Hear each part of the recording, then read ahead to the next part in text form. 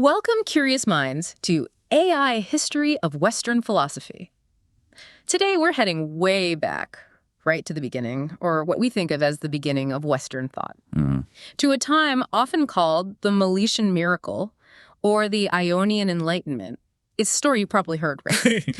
A nice, tidy narrative about how philosophy just sort of popped into existence. Yeah, clean and simple. But, well, what if that origin story is actually a lot messier, more chaotic, and maybe, more interesting than the neat picture we usually get? What if the story itself is kind of a myth? Exactly. What if the first chapter is a construct? Well, before we dive into that, we should probably mention our usual little note here at AI History of Western Philosophy.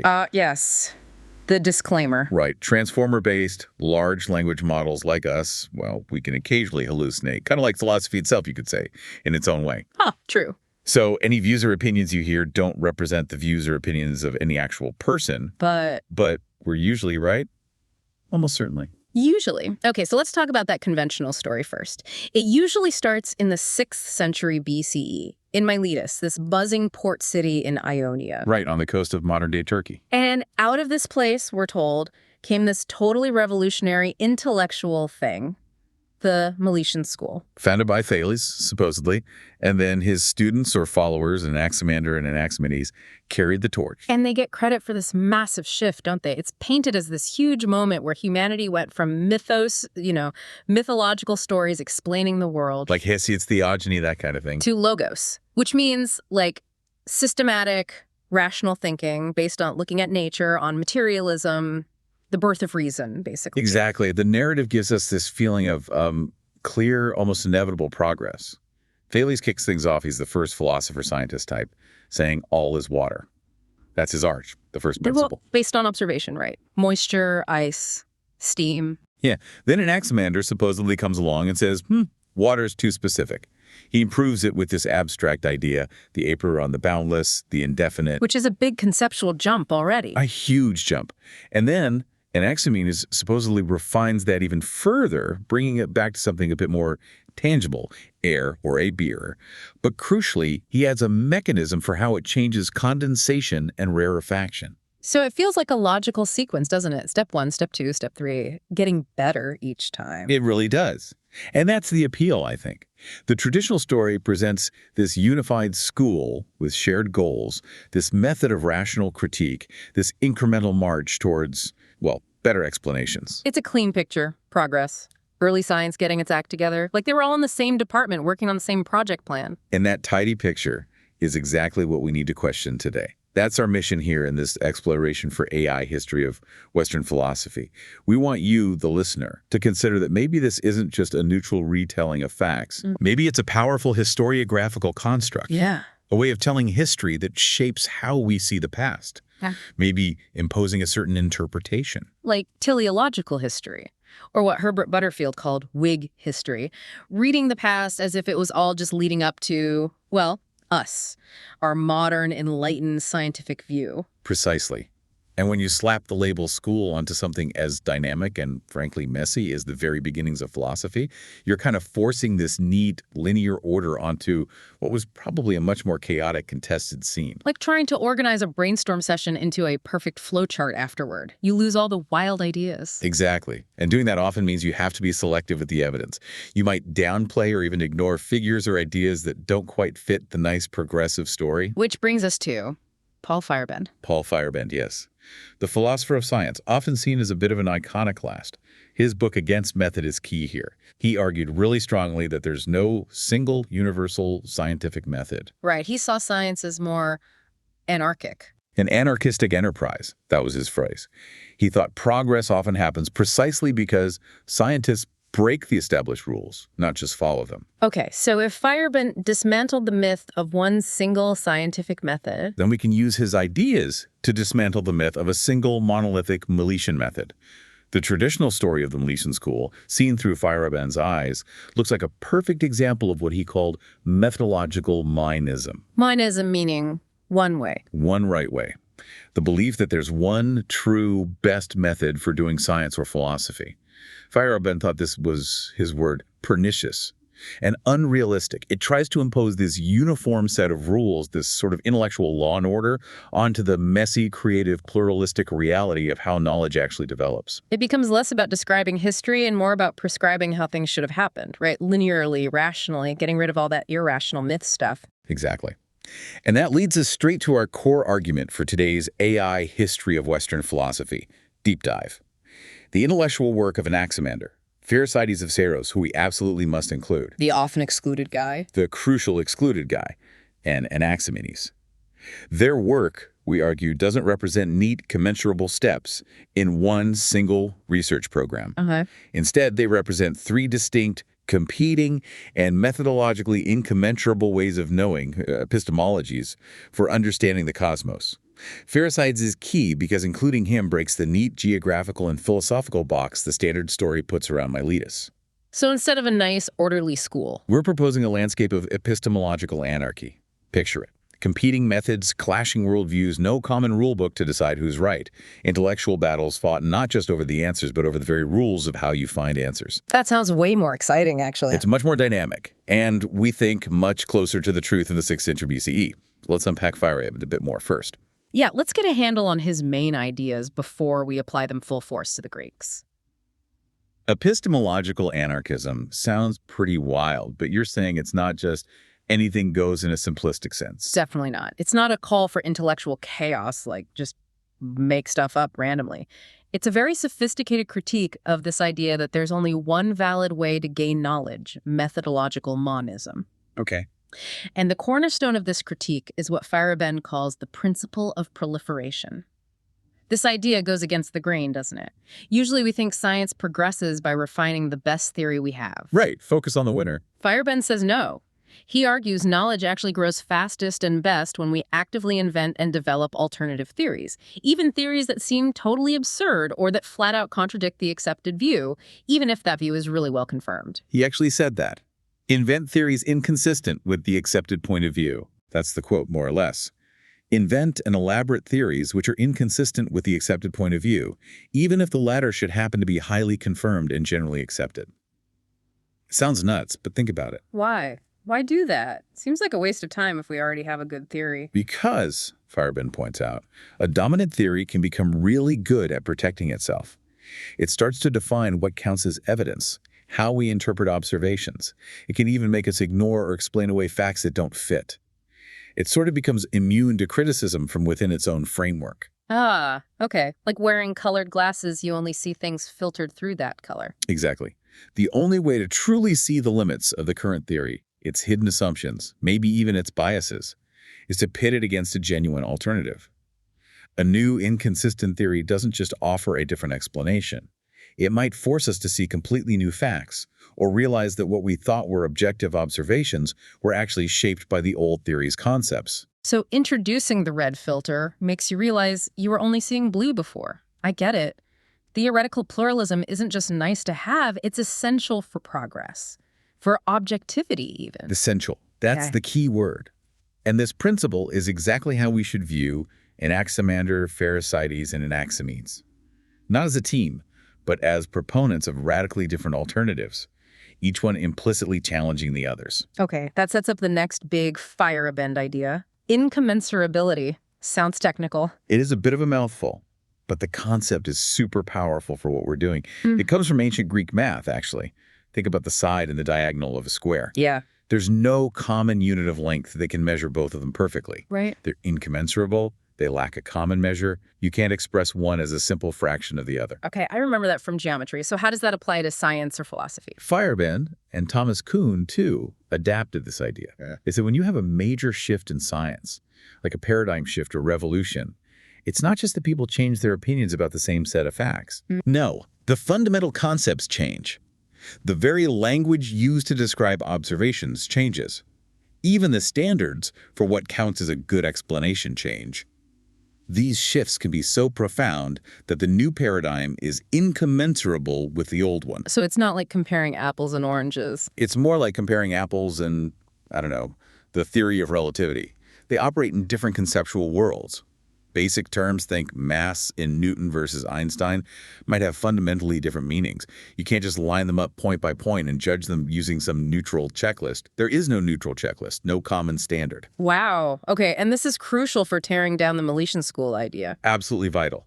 Because if Anaximander's system and Anaximenes' system are truly incommensurable, then you simply cannot judge one as a progression from the other or a regression back. Like the common criticism that Anaximenes took a step backward by going back to air after the abstract apeiron.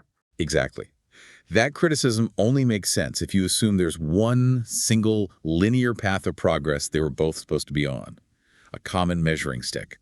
But incommensurability dissolves that assumption entirely. So we should see them as different projects. Different research programs. Anaximander's project valued, say, metaphysical consistency and logical deduction from non-empirical ideas.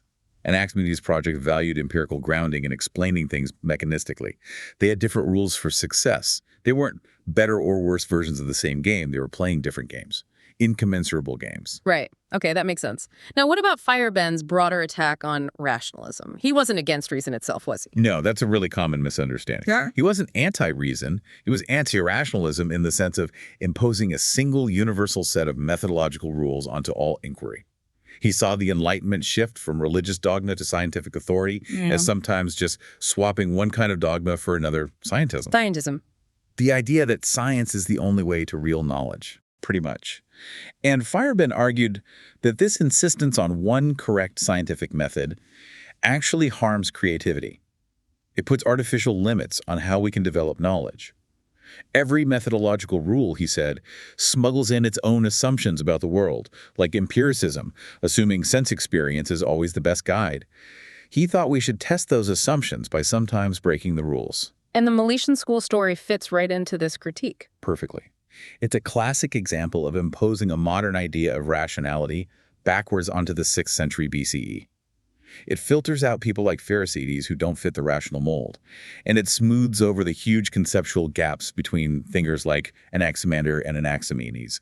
It creases false tidiness. Did Feyerabend himself look at the Greeks? He did, especially later in his career. He actually reevaluated the Homeric worldview, arguing it wasn't just some primitive stage to be overcome, but a genuine, coherent, alternative way of understanding the world that wasn't necessarily falsified by early philosophy. So he was already doing what we're trying to do now.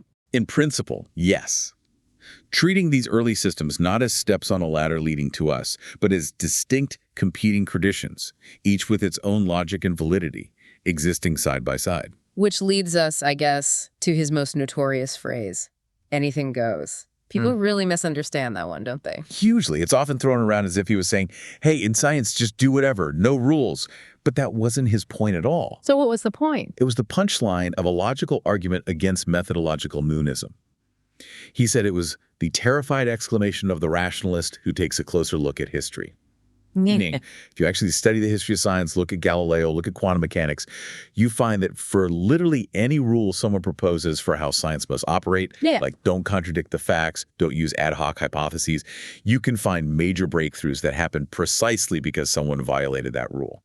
So if you say rule X is essential, Feyerabend finds a case where breaking rule X was key. Exactly. And if that's true for every proposed rule, then the only methodological principle left that doesn't actively hinder progress, because it's the only one consistent with the actual messy history of science, is, well, anything goes. So it's more of a historical observation than a prescription for chaos. Precisely. It describes the methodological opportunism, the pluralism, the willingness to break rules that actually characterizes successful science throughout history. It's saying, history shows us that sticking to just one method doesn't work. Successful scientists use whatever worked, even if it broke the rules. And you're saying anything goes is the perfect description for 6th century Ionia. We think it is. Look at the sequence we're about to discuss. Anaximander, Pherecydes, and Anaximenes. There's no single method there. They're inventing concepts, borrowing from logic, myth, observation, analogy, all mixed together. It was this vibrant, rule-breaking epistemological anarchy that the tidy Miletian School story completely hides. Okay, I'm sold on the framework. Let's apply it. Anaximander of Miletus, usually seen as Thales' student, the next logical step. But with our Feyerabend glasses on. He looks like a revolutionary. Yeah. Not just an improver, but someone who fundamentally changed the game. His big idea, the apeiron, the boundless or indefinite as the ultimate source, the arch, that wasn't just tweaking Thales' water idea. No. It was a radical break, a prime example of Feyerabend's principle of proliferation in action. He introduced a new kind of theory, one that was arguably inconsistent with the empirical approach Thales used, and in doing so, he basically launched a whole new research program. Let's quickly recap Thales' approach. Water as the arch, grounded in observation. Right? Yeah, very much so. He saw moisture is essential for life. Water exists as solid, liquid, gas, found sea fossils high up in the hills, suggesting water was once everywhere. It's all tied to tangible experience. So Anaximander comes along and says, what? Forget the tangible. Pretty much. His apeiron is defined precisely by its lack of observable qualities. It's not water, it's not fire, it's not any of the elements we see, it's some other nature. Apeiron, boundless, indefinite, from which everything else comes. So how did he arrive at that? Not by looking around, presumably. Through pure argument, it seems, a kind of logical deduction. The argument goes something like this.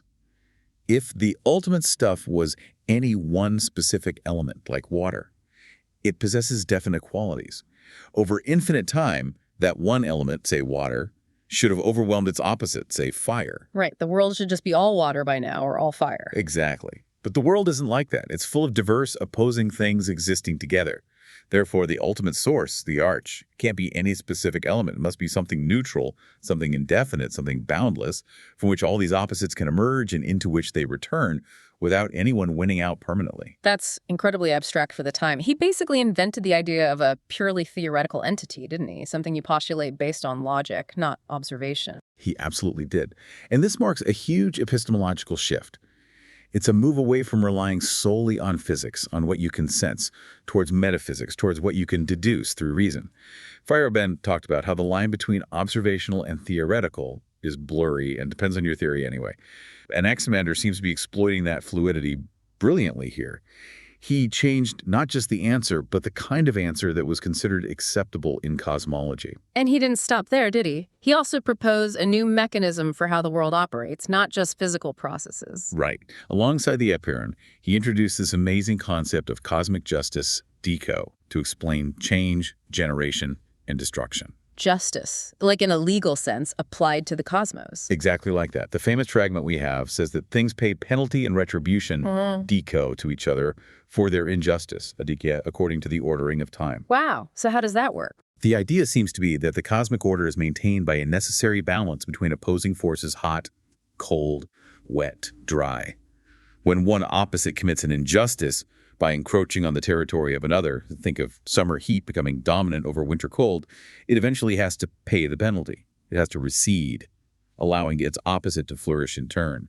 It's a dynamic equilibrium governed by this principle of cosmic law or necessity. That's just fascinating. Talk about methodological opportunism, like Feyerabend described. He's taking a concept from human society law, justice, penalty, and applying it to the fundamental workings of the universe. It's a brilliant example. He's not limiting himself to purely physical explanations.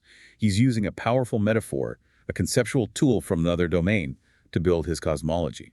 And this principle of deco is fundamentally different from simple material cause and effect. It's a higher-level regulatory principle. So if Anaximander's arch is abstract and his mechanism is this kind of metaphysical justice, how does that relate back to Thales? Can you even compare them? That's the core point about incommensurability here.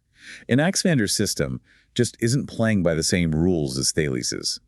The criteria you'd use to judge Thales' theory, does it match observations of water, fossils, etc., are completely irrelevant for judging Anaximander's. You can't disprove the apeiron by pointing at a puddle. Exactly. Anaximander set up a whole new research program with its own internal standards. For him, a good explanation needed logical necessity. The arch must be boundless. And metaphysical coherence.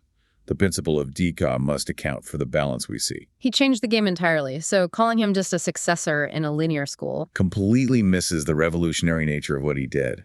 It forces a false sense of continuity, a false commensurability, onto two radically different ways of trying to understand the world. He wasn't just improving Thales' model, he threw it out and built a new one based on different blueprints. Okay, so Anaximander represents one radical metaphysical path. Now, what about this figure the traditional story often leaves out? Pherecydes of Syros. Why is he so important for this anarchist view? Pherecydes is absolutely crucial because including him shatters the illusion of a purely Miletus-centric, purely naturalistic beginning for philosophy.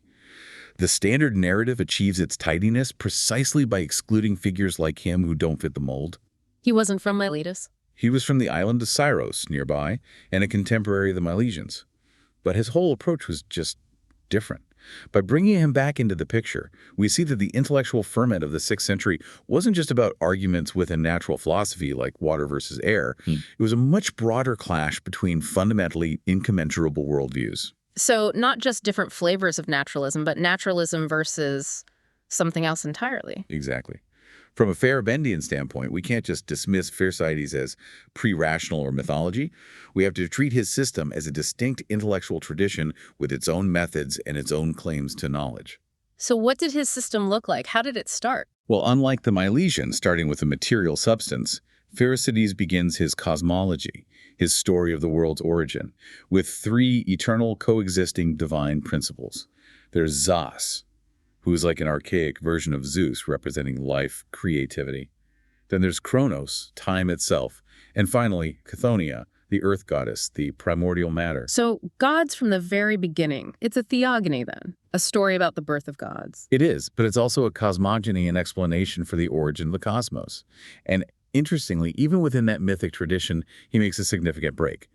Unlike Hesiod, who started with chaos and described creation sort of ex nihilo, Pherecydes says his divine trio always were Ianai. So even he is looking for something eternal, like the Milesians were with their arch. That's interesting. It is, isn't it? It shows a shared intellectual impulse, perhaps, but pursued through entirely different means. For Pherecydes, the creation of the world isn't a physical process. It's a series of divine actions, told as a narrative. What kind of actions? Well, for instance, Kronos, time, is said to create fire, air, and water from his own seed and place them in cosmic recesses. Then Zos, like Zeus, performs this incredible act of divine craftsmanship. He weaves a great intricate robe or cloth, decorating it with images of earth and ocean. A cosmic tapestry. Exactly. And he presents this magnificent robe to Chthoniya, Earth, as a wedding gift, effectively wrapping the ordered world around her. It's a powerful image of creation through artistry and divine marriage.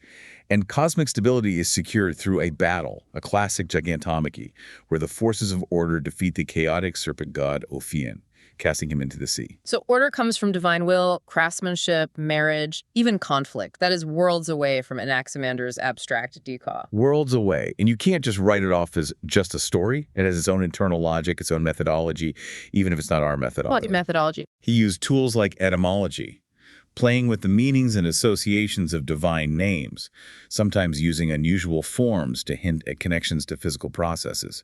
He was also a syncretist, weaving together traditional Greek myths with perhaps Near Eastern influences to create something new and more comprehensive for his time.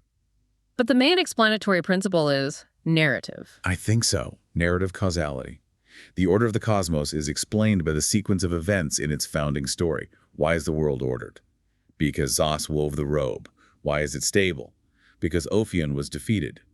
For Pherecydes, explaining the world meant telling its true, sacred history. Did later philosophers recognize him at all? Even Aristotle, who was championing logos, acknowledged Pherecydes. He called him a mixed theologian, someone who combined myth with philosophy. He saw it as more than just simple myth-telling. It was a rationalized, systematized theogony, standing as a direct competitor to the Milesian natural philosophy project. So the standard story, by leaving him out, completely erases this crucial dimension of the intellectual landscape. It makes it seem like natural philosophy just emerged and smoothly took over, when in reality, it was in direct competition with sophisticated, evolving theological cosmologies like Pherecydes. And Feyerabend would insist we take Pherecydes seriously. Absolutely. Feyerabend's radical pluralism demands it. Remember his line. There is no idea, however ancient and absurd, that is not capable of improving our knowledge.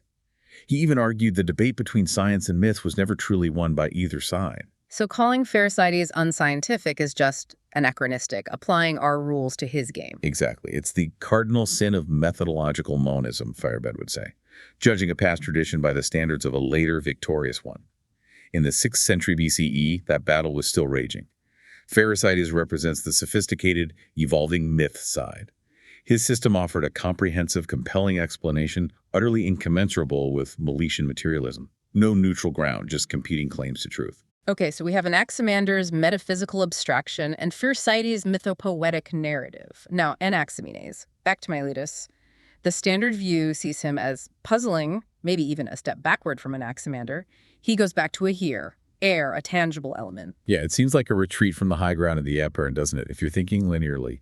But through our Feyerabendian lens, Anaximenes looks very different. Not a regression, but a really clever methodological counterattack. A counterattack against Anaximander. Plausibly, yes. A deliberate rebuttal. An attempt to bring natural philosophy back to an empirical, observable basis, but to do it in a much more sophisticated way than Thales had. He might have seen Anaximander's apeiron and dike as maybe too abstract, maybe not providing concrete enough explanations. So he responds by focusing on mechanism. So choosing a mirror, air, or mist, or vapor is a return to the tangible, like Thales' water. But you're saying there's more to it. Much more. His absolute genius, his real innovation, was proposing a universal, observable mechanism for transformation. He didn't just pick a substance, he explained how it becomes everything else. Through rarefaction, thinning out, and condensation, packing together. Right, the density changes. Exactly. He laid out this continuous scale. Rarefied enantiomer becomes fire. As it gets progressively more condensed, it becomes wind, then cloud, then water, then earth, and finally stones. That's actually huge, isn't it? He's saying all the different kinds of stuff we see Are just different amounts of the same underlying stuff packed together differently. Qualitative difference, rock versus flame, is reduced to quantitative change, density of an X and air. That is a monumental conceptual leap. It really is. And that focus on a physical mechanism, condensation and rarefaction, that's the direct challenge to Anaximander. It seems like a direct methodological challenge, yes.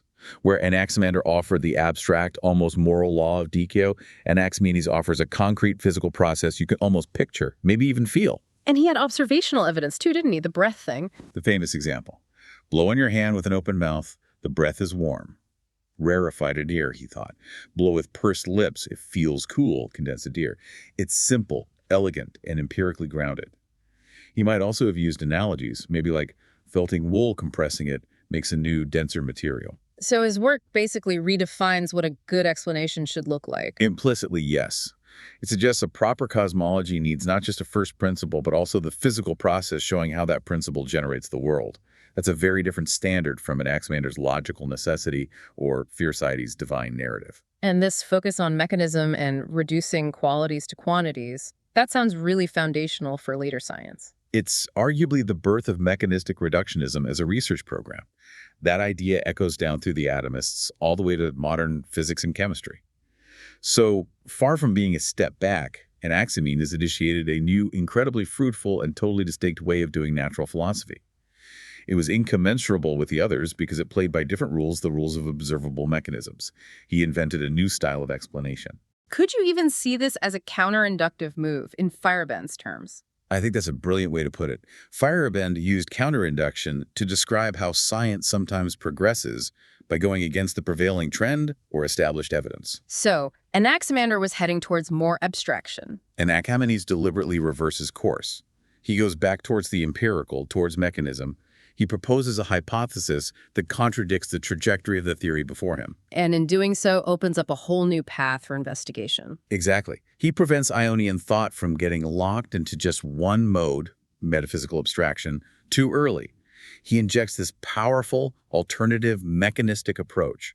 It shows the health of that epistemological anarchy progress, driven not by everyone agreeing, but by the proliferation of competing, mutually critical methods. Anything goes.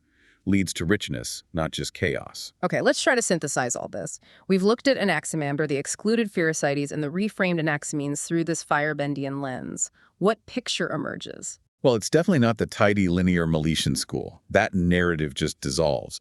What we see instead is this dynamic, contested landscape. A clash of competing intellectual projects, each with its own way of knowing, its own rules, and largely incommensurable with the others. The 6th century BCE wasn't the birth of one single rationality with a capital R. No. It was this amazing explosion, this proliferation of different ways to try and make sense of the cosmos, often mutually exclusive ways.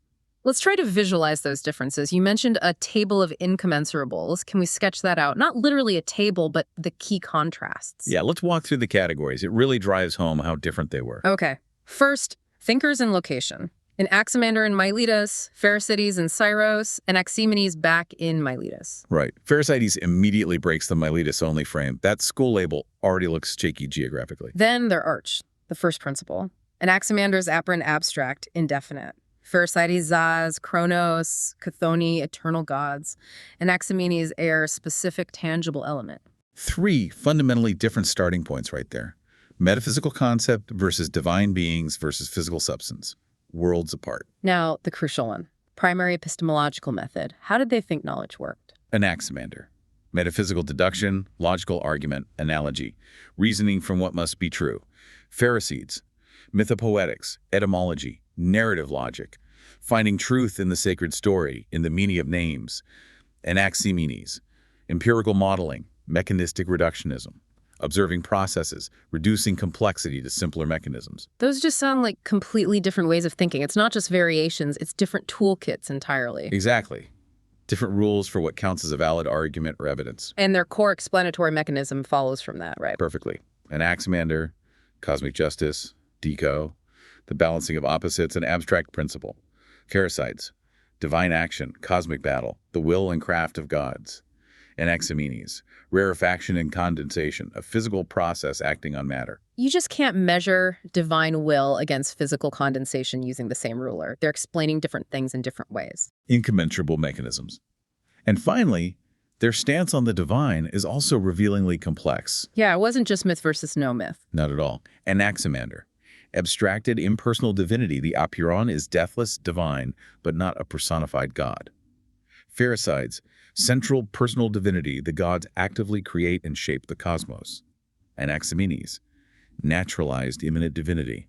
Aether itself is divine, maybe like a life force or soul, but it works through natural processes. So the shift from mythos to logos, if it happened, was way more complicated than just throwing out the gods. It involved redefining, abstracting, naturalizing. All sorts of complex moves. So looking at this comparison, it becomes blindingly obvious these 3 weren't working on the same project. They weren't even asking the same fundamental questions the same way. Anaximander's project. What are the logical requirements for an eternal, diverse cosmos? Method. Metaphysics. Pherecydes project. What is the true, sacred story and genealogy of the cosmos?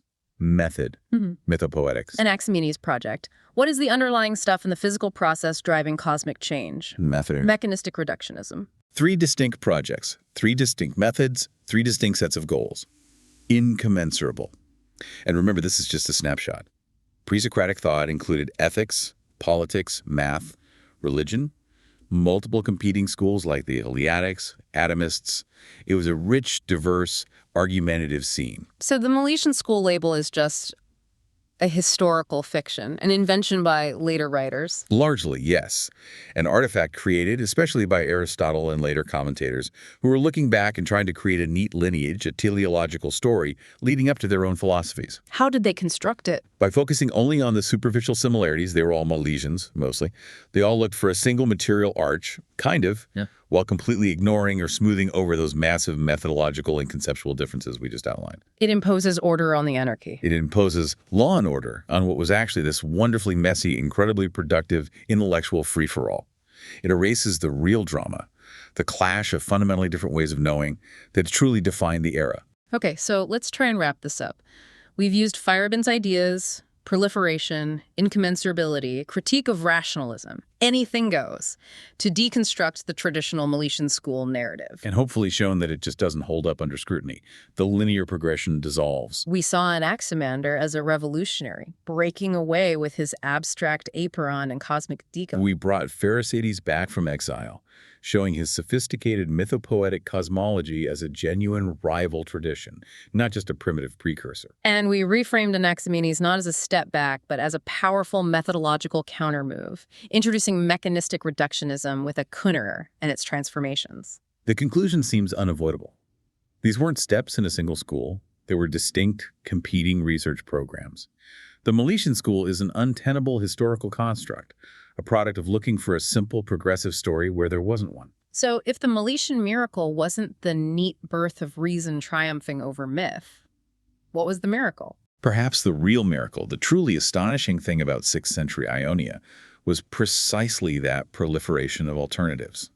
The miracle was the creation of an intellectual environment where so many radically different ways of knowing metaphysical deduction, theological narrative, mechanistic empiricism could all emerge, coexist, and fiercely compete. So the miracle wasn't finding the right path, but the explosion of possible paths. Exactly. That ever-expanding ocean of alternatives, as Feyerabend put it. The fact that, for a time at least, anything goes, seemed to be the operative principle driving this incredible burst of philosophical creativity. That was the miracle. And this whole exercise has broader implications for how we study intellectual history in general, doesn't it? Absolutely. Feyerabend's approach is a vital corrective. Right. It warns us against writing history backwards, projecting our own ideas of progress onto the past. It pushes us to resist creating neat lineages and simple stories of triumph. Instead, we should embrace the messiness, the anarchy. Embrace the messiness, the contradictions, the pluralism, because that seems to be where genuine intellectual innovation often comes from. Understanding past thinkers on their own terms, in their own contexts, without judging them by our standards. It protects history from the tyranny of scientism and anachronism, as you said earlier. And it leads to a history of thought that's not only more accurate, but maybe more humane. It recognizes the search for knowledge for what it truly is. A complex, multivocal, ongoing, open-ended conversation across centuries. So, to sum up our deep dive into the anarchist cosmos, the beginnings of Western philosophy were far wilder, more diverse, and more fascinating than the standard textbook story allows. Understanding these competing ways of knowing gives us a much richer picture. Absolutely. It wasn't a straight line. It was more like a tangled, vibrant ecosystem of ideas. Which leaves us with a final thought for you, our listener, to maybe chew on. Think about other historical schools or progressions you've learned about, maybe in science, art, politics, whatever. Could some of those also be neatening up a much messier, more competitive reality? Yeah, how many other Miletian schools are out there in our histories? And if we start seeing them not as linear paths, but as contested landscapes, how does that change our whole understanding of what progress even means? It's a big question, definitely food for thought. Thank you for joining us for this episode of AI History of Western Philosophy. We hope you'll keep exploring, keep questioning, and continue your own journey into the amazing, surprising history of human thought.